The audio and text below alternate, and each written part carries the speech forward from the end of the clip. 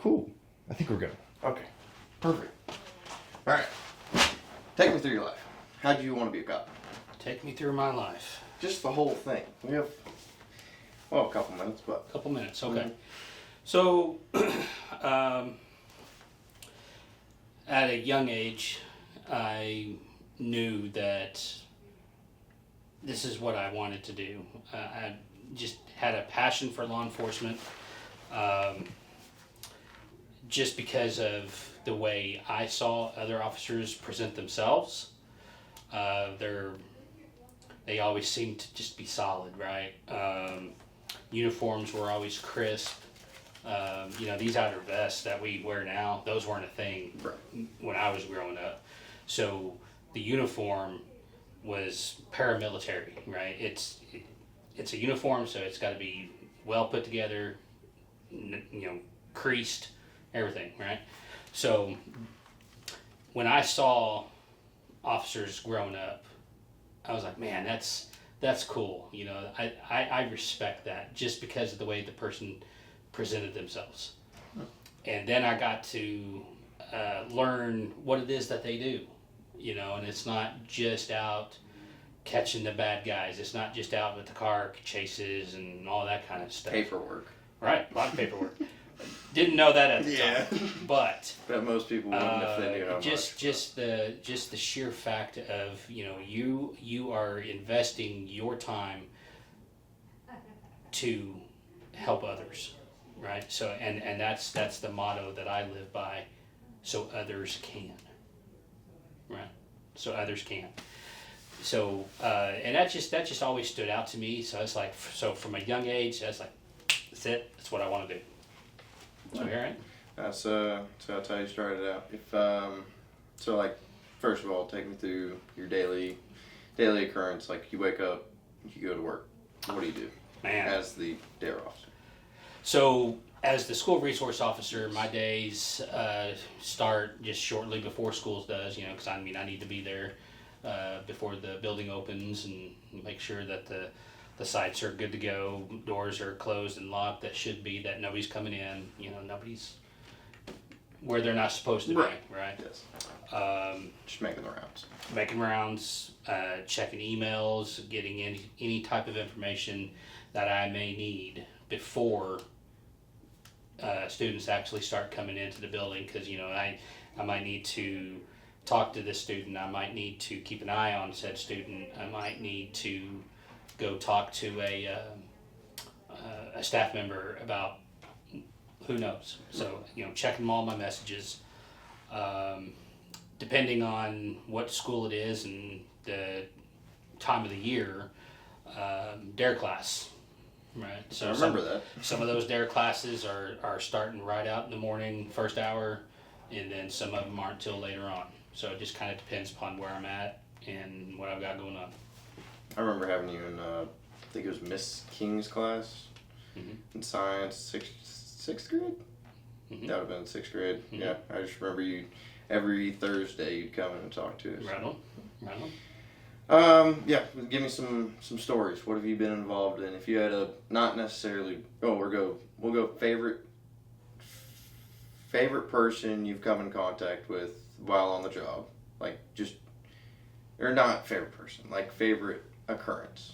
Favorite occurrence? And then we'll go most aggressive occurrence, and then just... Oh, man. So I'm a people person, so I don't know if I can really call out a favorite per se.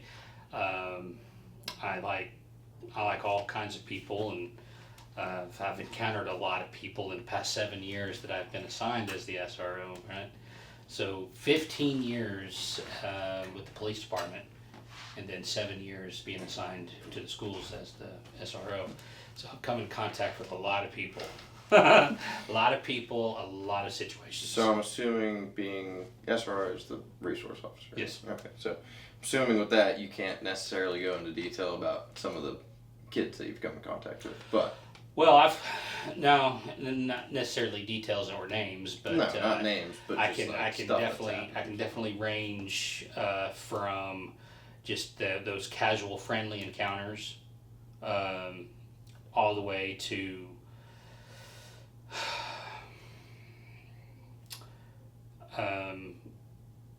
certain kids coming to me asking for help with either homework.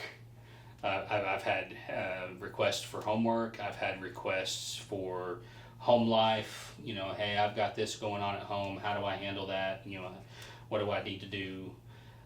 From dating advice to having to go knock on somebody's door at 2:00 in the morning, literally 2:00 in the morning, to talk to said student and parents on why there was a threat made.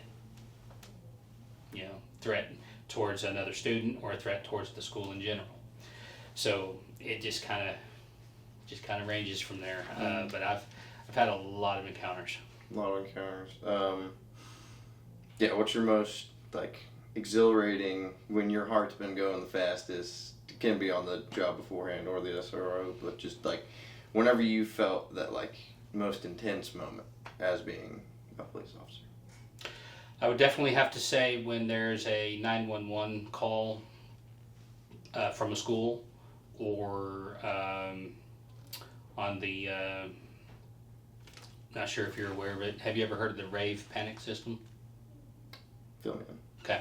So rave panic system is the entire school district has it. So every school site has it.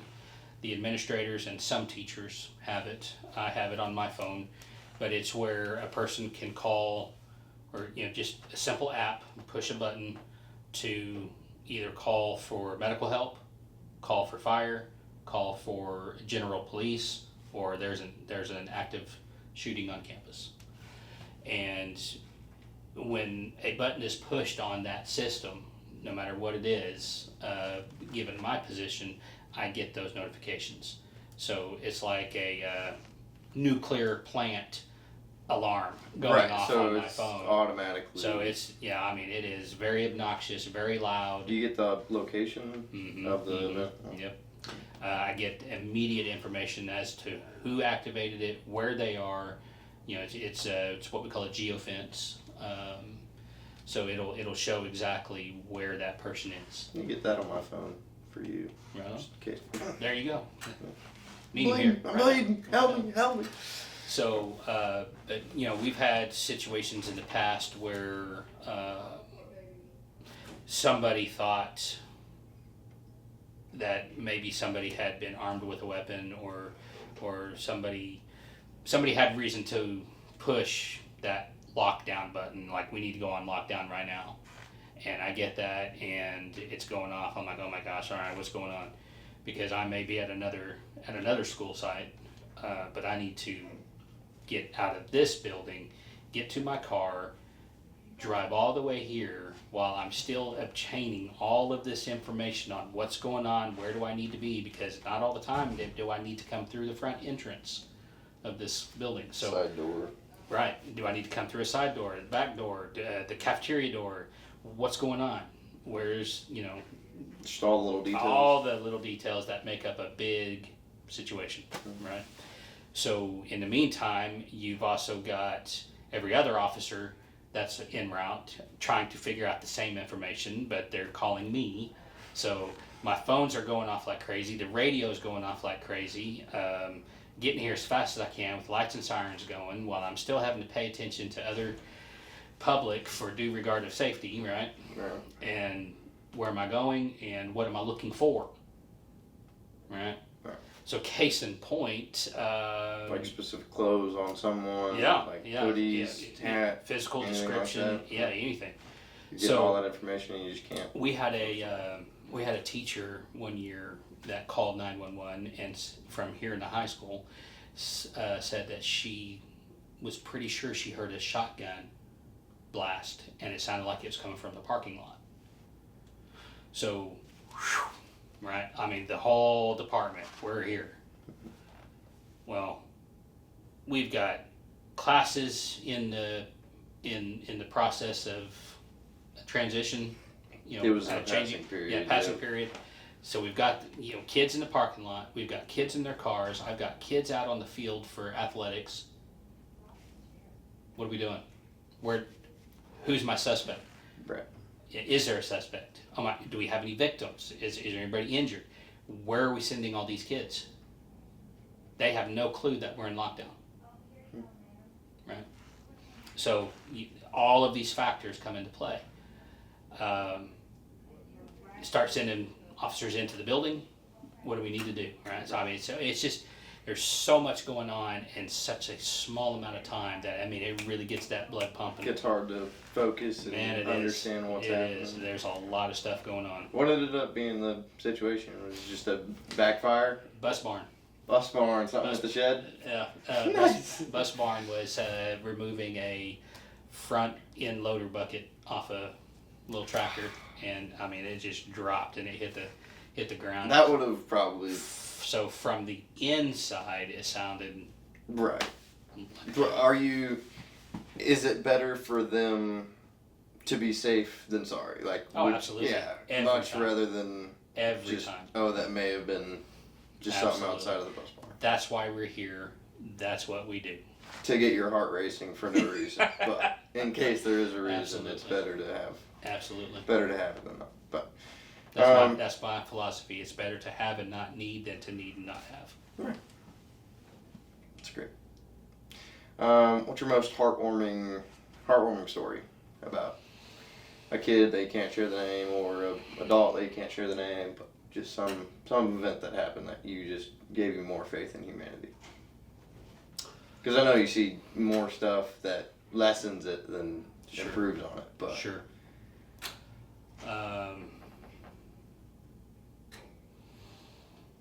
I would have to say, when, again, having these encounters and you know what's going on in a student's life, and you know that I know that student knows that I'm here for them, right?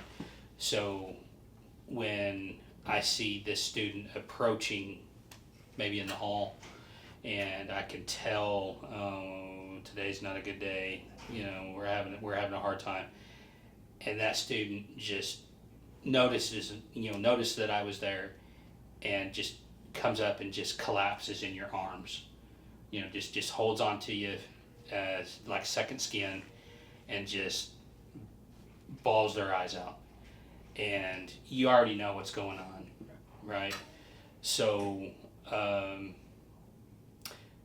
that tugs the heartstrings, right? Because you know that this student's just going through an absolute difficult time, and I may or may not be able to do anything about it other than just to be here.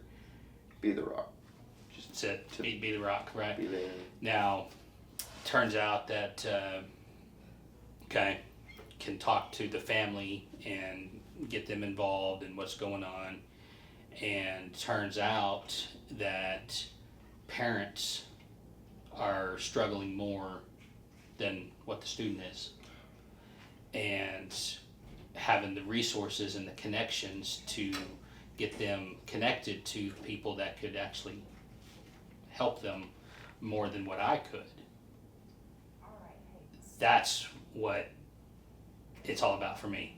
And then to turn around later on and run into the same people, and it's nothing but smiles and laughter and handshakes and hugs, and hear the success stories of how better we're all doing. And there it is. That's what it's all about for me. That's what makes it worth it. That's it. Like waking up and getting in your car and maybe thinking, might be a bad day, might be a good day, but it doesn't matter. Doesn't matter, because I'm here for you. You're a great guy. Thank you, sir. This is a pleasure. Pleasure doing the interview. Yes. You've been great. Definitely the best interview I've done.